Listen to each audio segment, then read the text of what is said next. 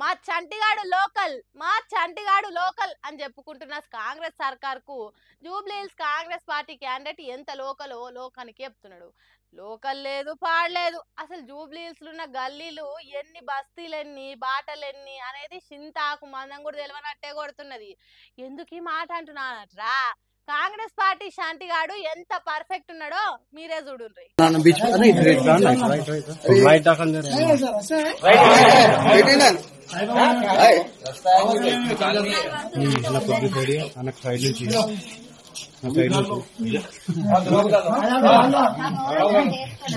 ఇన్నరా Jubilee Hills Congress party candidate ఎంత local శాంతిగాడు అర్థమైందా?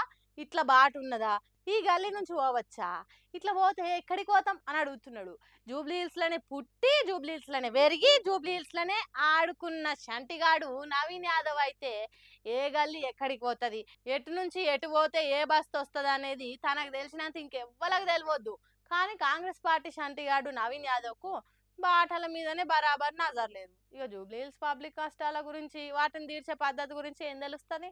Local పాలే తండ్రి సాటు కొడుకు తిరుగా చిన్న శ్రీశైలం యాదవ్ దందాల నడమ పెరిగి ఇప్పుడు జూబ్లీహిల్స్ లోకల్ క్యాండిడేట్ అని ప్రచారం చేసుకుంటున్నారు.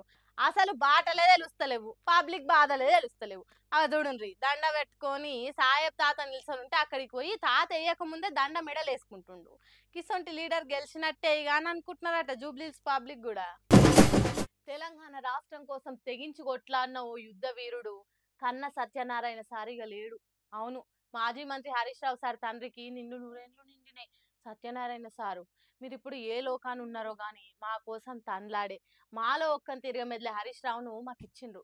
ప్రజలకు కష్టం వస్తే తన కండ్లు దడిచే గుణం ఉన్న హరీష్ రావు సార్ను చదివించి పెద్ద చేసి నలుగురు కోసం పాటు పడేటట్టు తయారు చేసడానికి సత్యనారాయణ సారు ఎన్ని కష్టాలు పడ్డాడో, ఎంత తిప్పలు పడ్డాడో. మంచి గుణమైన చెడు బుద్ధులైన అయ్యవల నుంచే వస్తాయి అంటారు.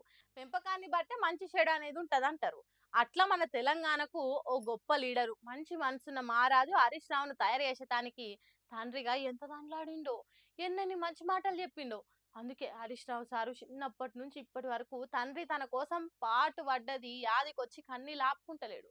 ఎంత గొప్ప జన్మనిచ్చినో బాబు అని దుఃఖం జిల్లుతున్నాడు. ఈ ముచ్చటరికైన కేసీఆర్ ఫామ్ హౌస్ నుంచి హరీష్ రావు ఇంటికి చేరుకున్నాడు. మేనమామ కేసీఆర్ ను చూడంగానే హరీష్ రావు సార్కు కడుపులున్న బాధ బయటకు వచ్చినట్టు అయింది కావచ్చు. కేసీఆర్ కాలు మొక్కి కావులిచ్చుకున్నాడు. తర్వాత కేసీఆర్ పూలదండలేసి దండాలు పెట్టిండు. అంతకంటే ముందే కేటీఆర్ వచ్చి హరీష్ రావును అత్తుకున్నాడు. అట్లనే వరుసగా బీఆర్ఎస్ పార్టీ మాజీ మంత్రులు ఎమ్మెల్యేలు వచ్చిండ్రు. తెలంగాణ సర్కార్ నుంచి మంత్రులు పొన్నం ప్రభాకరు, అడ్లూరి లక్ష్మణ్లు వచ్చి పరామర్శ చేసిండ్రు. బీజేపీ ఎంపీ రఘునందన్ రావు ఇట్లా చాలా మంది లీడర్లే వచ్చిండ్రు. మనం కూడా సత్యనారాయణ రావు సారు ఆత్మ శాంతించాలని కోరుకుంటాం.